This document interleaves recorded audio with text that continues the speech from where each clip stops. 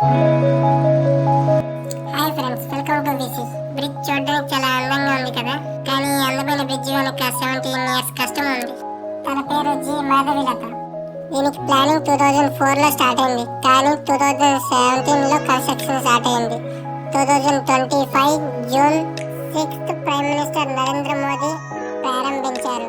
వరల్డ్లోనే ఎత్తైన railway bridge, Eiffel tower కన్నా ఎత్తైనది. దీని గురించి సోషల్ మీడియాలో చాలా మంది డీటెయిల్గా చెప్తారు, కానీ దీని గురించి మనకి ఏం అవసరం అని అనుకుంటారేమో. కాశ్మీర్లో ఎంత డెవలప్ అయితే మన ఇండియాకి అంత మంచిది. రీసెంట్గా పాల్గామ్ అటాక్ చూసే ఉంటారు. ఇలాంటివి జరగకుండా ఉండాలి అంటే కాశ్మీర్లో ఇలాంటి డెవలప్మెంట్స్ అవుతూ ఉండాలి. అప్పుడే మన ఇండియా సేఫ్గా ఉంటుంది.